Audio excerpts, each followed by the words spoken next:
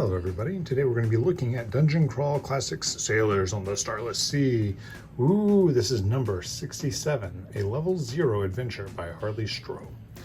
This is one of the, I guess, highest rating adventures for DCC and also just in general. And as such, we have multiple copies of it because, you know, why the heck not? So I'll go through the list of copies I have and also talk about it. So I have the digest size one, which is pretty good. You have, you know, inside cover with all the things printed. One of the things with the digest size is they didn't reformat it, so there's a lot of blank space here, but it is kind of cool just to have a smaller version of it. It came with a one of the blind box things that they sent out. Then I have this really cool cover here. Ooh, look at all that cool black and white goodness. As you can see, I want to say, who did this cover? We'll go through that later. Oh, alternate cover. They actually wrote it down. Yay! Oh, back credits. Oh, there we go. The cover designed by Brad McDevitt. Oh, he did a really good job. Okay, good. One of the alternate covers. Again, got that one in a little blind box. Picked this one up on its own. So this is Sailor with the gold foil, with the red foil, has the full panoramic thing where you have the villagers storming the keep.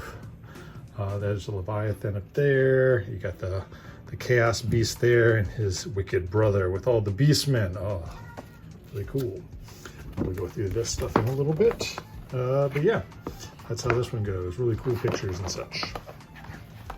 Then I was able to also get the Super Bronze Edition that came with, that was offered with Caverns of Thracia. So I was really happy to get the bronze cover. As you can see here, it just has like all these nice runes written there, glowing. Then what's nice about that is I also have Return to the Starless Sea, which is it doesn't have a little side panel, but I haven't opened it yet, so we'll go through this one a little bit later. But it's just, I wanted them to match, so that was kind of cool. There's also in Dungeon Crawl Classics Tome of Adventure Volume 1, it is in here after where's it called? After it's the second part of it. So, you know, it's kind of cool to see that in Tome of Adventures. So there's multiple ways to get this adventure. It's not that hard to get it if you're hunting for it. You don't need to pay an exorbitant amount, but it's just really cool to see so many different versions of it. So right now we're going to go over Sailors on the Starless Sea. So if you don't want any spoilers, this is definitely the time to stop. But as you can see here, we have a lot of good background information written in this magical bronze. All right, so real quick, we go through here. Let's go to the first page. We have this really cool spread of the special cover that has them all. So you have that there. That's really cool. We got a bunch of little beastmen. I randomly rolled a bunch of beastmen, which you can do in this, and drew them out. Not as nice as Doug here, but you know, they weren't too bad. All right, so we begin here with Sailors on the Starless Sea. We have an introduction talking about it, old school gaming and the like. Again, this was one of the first DCC modules for the DCC RPG. And it was really nice to see this module get made. Now, you might notice that it's number 67. That's because they started off doing 3rd edition D20 games, and they did a couple of 4th edition D&D. So 3rd edition D&D, D20, then 4th edition. Then they decided to make their own stuff. They got all the way up into the 60s. Isn't that crazy? That's really good. So in here you have different rumors and different backgrounds. A bunch of people are disappearing and being taken into this weird keep, and a lot of bad stuff's happening. So you have a bunch of rumors if you want people to have like, you know, competing maybe goals or understanding of what's at hand. We also have the encounter table, and so I think we have like so I forget the way it goes, but I want to say like C is for confrontation. I think T is trap. P is, I forget what that is. I want to say it's like a physical obstacle. I haven't read this stuff in a while. H with the sinkhole. What is that one? Gosh. The difficulties. I don't know. Hazard, I think.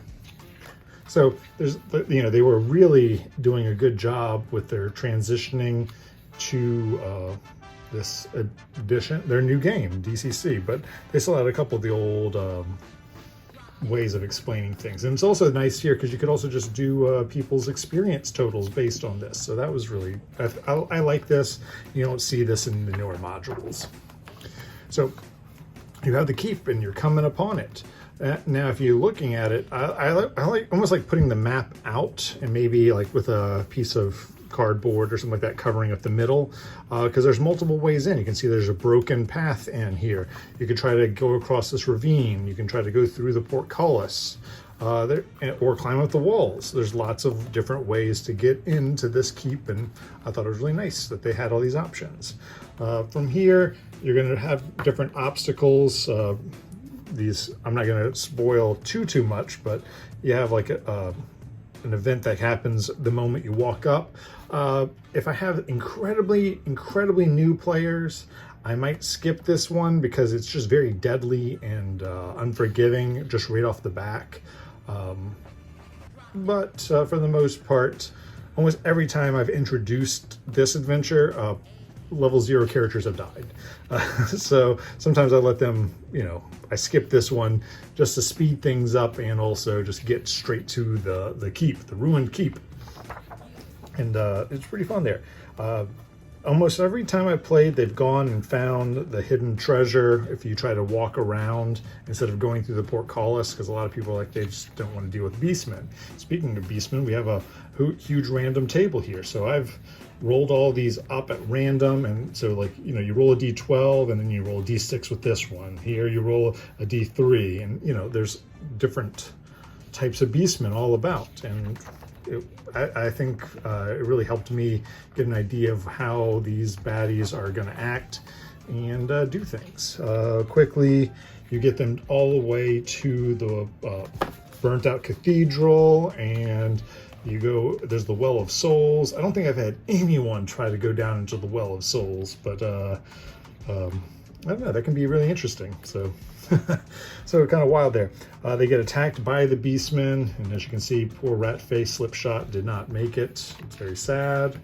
We also have all these like type things here. Now, I believe I've heard interviews of Harley talk about the things that he would have changed in Sailors on the Starless Sea, and he probably would have made it shorter or what have you.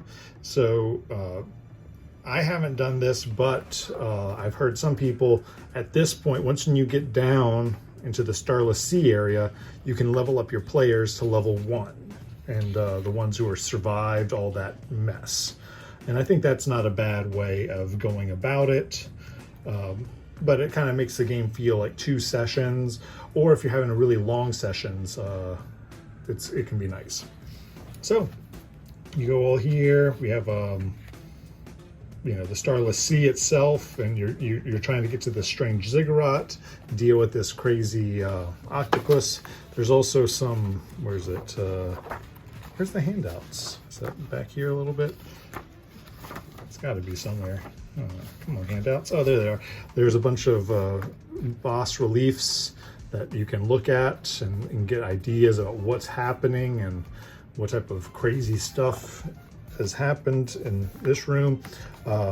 Magic ring. There's all kinds of good options here. The only option that they added in since the first edition of this game is they added the summoning pits, and the summoning pit area is kind of cool.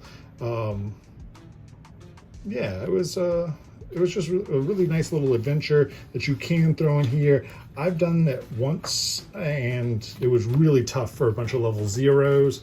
So I would almost suggest, like, if they level up, it can be nice to go into the summoning pits. We'll get to that later.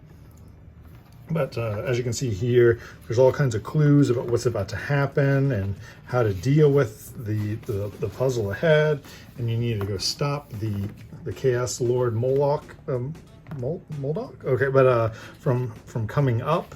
And yeah, and then you get onto a boat if you succeed, and you go into the unknown. And we were talking about Chanters in the Dark is, I think, the official follow-up or semi-official follow-up to this adventure. So that's kind of fun. So from there, you also get to the summoning pits. Now, I've thrown this into a couple of my games, not part of Sailors on the Starless Sea, but just in general playing, what's it called? The Shutter Mountains and stuff like that. I felt the Shutter Mountains was a good spot for it, for them to find like an old gardenelle growing, and underneath it was this crazy like root structure for the players to explore and find a very powerful sword that gave them a bunch of hints about the past in the Shutter Mountains. That's the chain coffin setting. And they learned a lot of things and used the Slow God's blessing to get some knowledge. And from here, it just becomes this, in this edition, the hardback one, that you have retrospectives of Sailors on the Starless Sea. They talk about it, how it's laid out, what their thoughts were, what they were going to do. Doug Kovacs's original color, like just sketch drawing of it, the Champion, Beastman, and a bunch of additional things. We got Harley's original hex map. See, he's pretty good. You know, he's a good writer, but I mean, like, you know, he could do some cartography too. It's really cool to see the ideas of things and how they thought it was going to be laid out, what the DCC logo was going to be like. Kind of went with that one. I do like that one. One day I'll get that edition of the book. Then they talk about the past of all these different pits, people from the pits and stuff like that. All the different covers. I really like Chuck's cover. It's really whimsical and wicked. It's just really cool. Diesel did a good job. Brad, that's the cover I have. Michael, he did like. It's just a really beautiful ink and everything of this, just really clean a version of it. And then Mullen, he just was like, no, I'm going to do it my way. And I just dig that, like this full suit of armor. But this guy looks like almost impossible to deal with. William did a good job here. Stefan did a great job. I like, you know, scared the guys are. There's another Stefan. I like this one because he looks like very mutated and such like that. Rust did a really good one. Anyone who has a Rust cover, good on you. That's just, he's just a wicked chaos creature. And then we have all the other different covers. So we have the gold foil cover, kind of like this bronze cover. There's a silver cover. Those are just really cool to find. You have the Atari edition. My favorite, the 8-bit edition cover. I really like that. The plain cover. And then you have a little thing by Doug telling you how to run as the Beastmen attacking the players. So that's really cool, with a lot of really cool art. And then they, you know, a nice little history of the people who competed in different tournaments and the like. I really like this one, the Lost Pits. That's a really cool ziggurat. Then you got the van and the dice. Then in Lake Geneva, and another really cool Stefan Pogue, and like of the when the Beastmen ambush you. And as you can see there's a Beakman up there if you remember them from Shadow of the Beakman. So overall, this is a great adventure. I think it's really cool that they have been able to continue their legacy by, you know, like showing people the old adventures and how relevant they are today. Overall, this is great adventure. I think it works well in almost any fantasy type game. You could run it in D&D, Swords and Wizardry, Old School Essentials, whatever, because this is a low enough level to where I think it could be in any OSR type game with just a little bit of modifications. Great adventure, highly suggest it for fans of DCC or any OSR. So give Sailors on the Starless Sea